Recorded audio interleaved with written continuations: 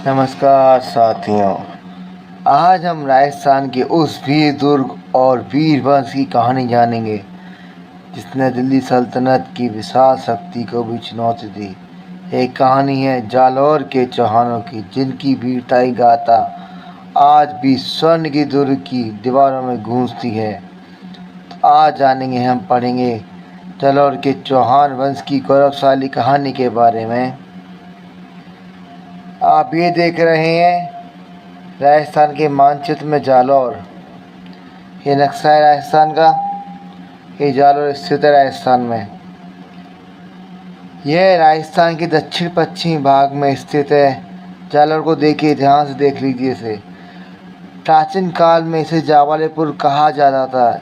यही आगे चलकर सोनगराज चौहानों की राजधानी बना।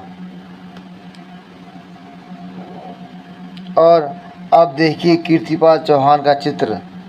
मैं चित्र भी लाया हूँ, जिससे आपको दिमाग में याद रहे। पेपर में करें तो आपको चित्र याद आ जाए। जालौर चौहान शाखा के संस्थापक कीर्तिपाल चौहान थे। उन्होंने नाडौल शाखा से अलग होकर जालौर में स्वतंत्र राज्य की स्थापना की और चौहान शक्ति का विस्तार किया। तो जालौर वंश के चौहानों के संस्थापक कीर्तिपाल हैं। जालौर वंश के चौहानों संस्थापक कीर्तिपाल हैं। जालौर में सोनगढ़ चौहानों का शासक था। कीर्तिपाल ने परमाणु से जीतकर जालौर में चौहान वंश की नींव रखी। कीर्तिपाल ने परमाणु से जीतकर जालौर में चौहान वंश की नींव रखी। गुजरात के भीमदेव ने अपनी पुत्री लीलावती का विवाह करवाया समर सिंह से। गुजरात की भीमदेव ने अपनी पुत्री लीलावती का विवाह करवाया समर सिंह से। इल्तुतमिश व नसरुद्दीन मोहम्मद के आक्रमण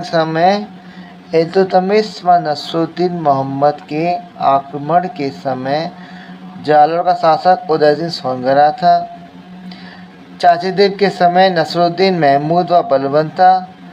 चाची देव के समय की समकालीन नसरुद्दीन मोहम्मद बलबन था। और सामन सिंह के समय दिल्ली सुल्तान था बलबन व जलालुद्दीन खिलजी। ये इनकी डिटेल हो गई। सामन सिंह के समय दिल्ली सुल्तान, इनकी एक वो हो गई, जानकारी हो गई। सामन सिंह के समय दिल्ली सुल्तान थे बलबन और जलालुद्दीन खिलजी थे। एक क्वेश्चन पूछ लेते हैं, इनमें से क्वेश्चन निकल जाते हैं। इनके मतलब संक्षिप्त डिटेल हो गई। और जालौर के प्रारंभिक शासक है हमारे कीर्तिपाल, समरपाल, उदय सिंह, चाचकदेव, समन सिंह। कीर्तिपाल प्रारंभिक शासक थे, वो कीर्तिपाल है, समर सिंह है, उदय सिंह है, चाचकदेव है और समन सिंह थे। अब जानेंगे स्वर्णगिरी दुर्ग के बारे में।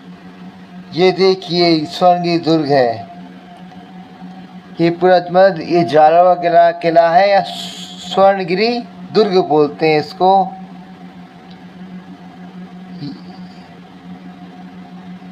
इसकी ऊंची पहाड़ियां और मजबूत सुरक्षा व्यवस्था इसे राजस्थान के सबसे दुर्जय किलों में शामिल करती है। इसकी ऊंची पहाड़ियां और मजबूत सुरक्षा व्यवस्था इसे राजस्थान के सबसे दुर्जय किलों में शामिल करती है, जिसे हम जानते हैं स्वर्णगिरी दुर्ग या जालौर का किला।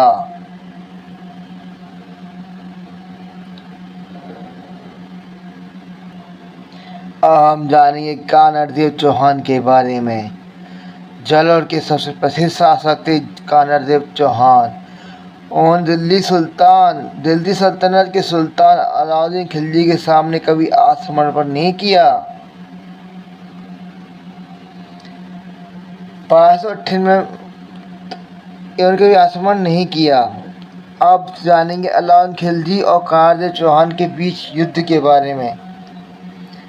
जब अलाउद्दीन खिलजी ने जालौर पर आक्रमण किया तो कानरदेव ने वीरतापूर्वक मुकाबला किया। युद्ध लंबे समय तक चला और चौहान सैनिकों ने अद्भुत शौर्य का प्रदर्शन किया। तो इसे हम देखते हैं ढंग से। 1298 में उलुग खां व नुसरत खां को लूट लिया गुजरात जाते समय। ये गुजरात आए थे, को लूट लिया। उस समय जालौर का ये कर्नाटदेव चौहान जालौर के सबसे शक्तिशाली शासक थे। 1905 में शासक बना। समकालीन दिल्ली का शासक था उस समय अलाउद्दीन खिलजी।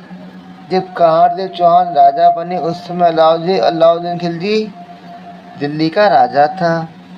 अलाउद्दीन खिलजी व कर्नाटदेव के मध्य संघर्ष की जानकारी देने वाले ग्रंथ थे कर्नाटदेव प्रबंध, वीरमदेव सोनगरारी बात, तारीख फरिश्ता और बर्नी की रचनाएं। अमीर खुसरो व बर्नी की रचनाएं, ये दिख नहीं रहा होगा, एक ही है बनीर खुसरो व बर्नी की रचनाएं इसकी जानकारी देती हैं। मैं बोल के बता रहा हूँ, वो नहीं दिख रहा होगा, पीछे का इफेक्ट आ गया है इसमें। 1258 में उल्लुग खां और नुसरत खां को लूट लिया। गुजरा जाते समय वह रास्ता भी नहीं दिया, कहकर कि तुम मूर्ति भंजक हो और मांस भंजक हो, तुम मूर्ति खाते हो और मांस खाते हो। अलाउद्दीन के पहले आक्रमण के समय सेनापति थे ऐन उल मुल्क मुल्तानी। अलाउद्दीन के पहले आक्रमण के समय सेनापति थे ऐन उल मुल्क मुल्तानी। कर्नाटदेव व मुल्तान के बीच संधि हुई, मुल्तानी के भी संधि हुई। अलाउद्दीन का पहला आक्रमण हुआ 1905 में। सेनापति था इन दोनों के बीच में, कर्नाटदेव और सेनापति के बीच में संधि हो गई थी और अलाउद्दीन ने अपना पहला आक्रमण किया 1905 में। अलाउद्दीन का दूसरा आक्रमण हुआ 1308 में। उस समय सेनापति थे कमराउद्दीन गुर सेनापति थे और यह आक्रमण पहले सिवाना पर किया। सिवाना का दुर्गापति था सातल देवता। यहाँ पर अलाउद्दीन खिलजी ने मिट्टी का ढेर खड़ा किया।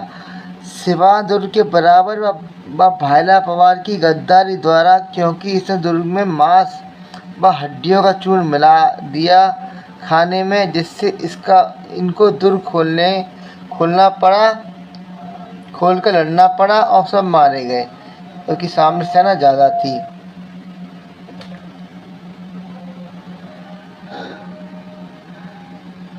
इसमें हम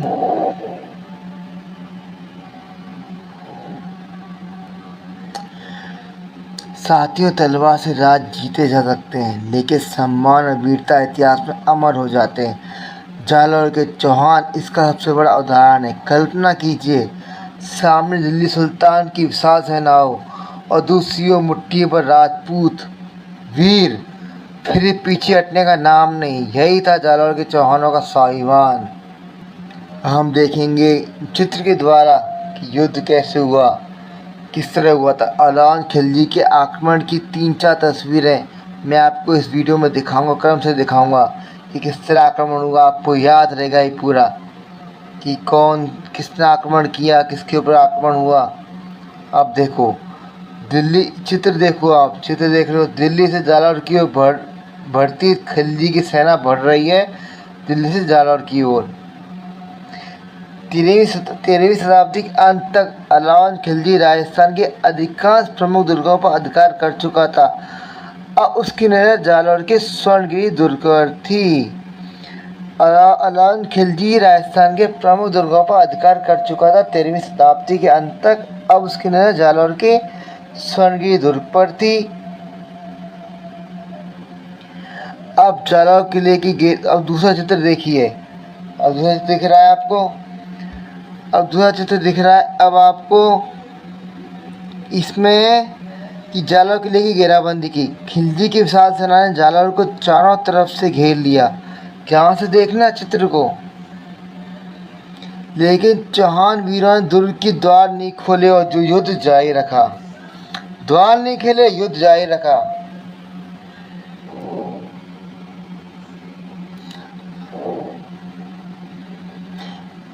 आप कर्नाटदेव चौहान और सैनिकों और अलाउद्दीन खिलजी के बीच मध्य युद्ध हुआ, उसको देखते हैं। कर्नाटदेव चौहान ने अपनी सेना के साथ दुश्मनों का डटकर सामना किया। कर्नाटदेव चौहान ने अपनी सेना के साथ दुश्मनों का डटकर सामना किया। संख्या कम होने के बावजूद राजपूत वीर पीछे नहीं आते। अब है युद्ध का अंतिम चित्र, युद्ध का अंतिम भाग, जिसमें जौहर शाह का होगा। अब विजय की संभावना समाप्त होने लगी है। तब महिलाओं ने जौहर किया और राजपूत वीरों ने केसरिया पहनकर अंतिम सांस तक युद्ध लड़ा।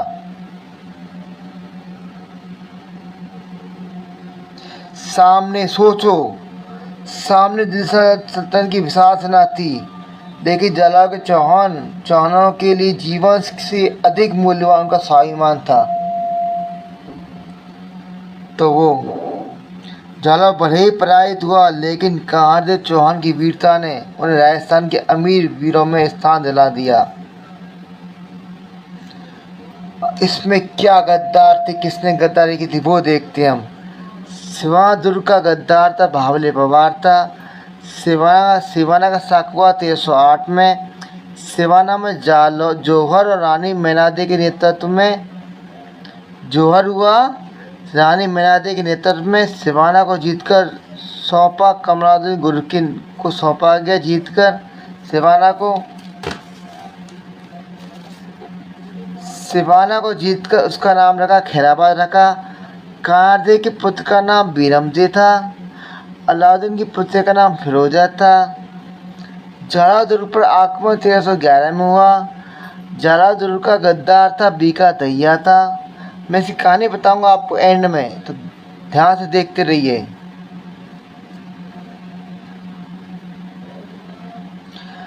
जलाल दुर्ग का साका हुआ 1311 में। जलाल दुर्ग में जौहर हुआ, जैतलदेव के नेतृत्व में जौहर हुआ। जलाल दुर्ग का जौहर हुआ वो जैतलदेव के नेतृत्व में हुआ। 1311 में साका हुआ था उस समय। जलाल दुर्ग की रक्षा शहीद हुए कंधाई, जैत, उलीचा, अर्जुन, लूलकर आदि शहीद हुए। जलाल दुर्ग का बदला हुआ नाम था जलालाबाद रखा। जलाल दुर्ग का बदला हुआ नाम जलालाबाद रखा। जीतने के बाद इसका नाम जलालाबाद रख दिया और सिवाना का नाम खैराबाद रखा था। संबंधित लोकोक्ति है इसकी, राइयो राभाव रातें बीता। राइयो रातें बीता। मैं बताया था राव बीका ने गद्दारी की थी, उसके लिए क्या देखो उस कहानी है। राव बीका द्वारा जलाल दुर्ग का कच्चा बना मिट्टी का भाग अलाउद्दीन खिलजी को बता दिएगा। ये बहुत जोरदार किला बना हुआ, तो मैं फोटो दिखाई थी और अंत में भी दिखाऊंगा आपको थोड़ी फोटो किले की। तो ये बहुत मजबूत किला था। इसका कुछ कच्चा भाग था जो मिट्टी से बना हुआ था। उसकी जानकारी राव बीका ने दी थी अलाउद्दीन खिलजी को। उससे वो था कि आप ये फेंक देना, ये क्या कहते हैं आप राई फेंक देना। यदि जहाँ से भी राई पनप जाए, राई का पौधा पैदा हो जाए, तो आप समझ जाना कि वो भाग मिट्टी का बना हुआ है और वहीं से आप तोड़ के अंदर घुस सकते हो किले के अंदर। तो राव बीका द्वारा जलाल दुर्ग का कच्चा बना मिट्टी का भाग अलाउद्दीन खिलजी को बता दिया, खुद राजा बनने की इच्छा में, परंतु राव बीका खुद की रानी ने सोते हुए मार दिया। राव बीका के द्वारा बताया कच्चा भाग का पता लगाने के लिए वहाँ राई बोई गई। यह राई पास के गांव से मंगाई गई। जो जितनी राई लाएगा उतना सोना ले जाएगा। तब ये कहानी फेमस हुई थी। राइयों रात बीत गई तो राइयों का भाव भी बीत गया। खाली रात को वो था, रात को अलाउद्दीन खिलजी ने बोला था जो राई लेके आएगा उतना उसको सोना दिया जाएगा, जिससे हम राई फेंकेंगे और हमें पता पड़ जाएगा कि जहाँ पैदा हो जाएगा राई का पौधा वहाँ वो कच्चा है, वो हिस्सा मिट्टी का बना हुआ है। तब जाकर ये कहावत प्रसिद्ध हुई कि राइयों के भाव रात में ही खत्म हो गए, बस रात के थे, क्योंकि राइयों के पौधे एक रात में उग जाते हैं। इसकी गद्दारी के कारण अलाउद्दीन खिलजी की सेना किले में प्रवेश कर गई और हार गई। मैंने बोला था आप साथियों, वीडियो के अंत में आपको बताऊंगा कि क्यों जालौर का किला राजस्थान की सबसे अधिक वीर दुर्गों में गिना जाता है। आप किले को आप देख सकते हैं, कितनी ऊंची पहाड़ियों का किला बना हुआ है, कितनी मजबूत प्राचीन है इसकी। ये लगभग अजय दुर्ग था, पर इसका एक हिस्सा मिट्टी का बना हुआ था, जिसकी जानकारी राव बीकान ने अलाउद्दीन खिलजी को दे दी थी। पर उसकी रानी, जो कि देशभक्त थी, उसने अपने पति को मार दिया कि इसने क्या गद्दारी कर दी। तो उसने अपने पति को मार दिया, पर इस एक गद्दारी के कारण जालौर दुर्ग से हाथ धोना पड़ा वीर राजपूत राजाओं को। अपनी आत्मसम्मान के लिए उन्हें केसरिया किया और रानियों ने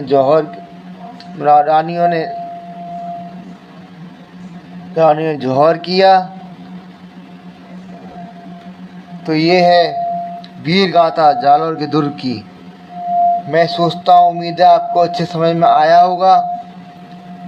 तो अगर आपको जालौर के चौहान की ये वीर गाथा पसंद आई तो वीडियो को लाइक करें और चैनल को सब्सक्राइब करें। कमेंट में लिखें जय चौहान, जय राजस्थान।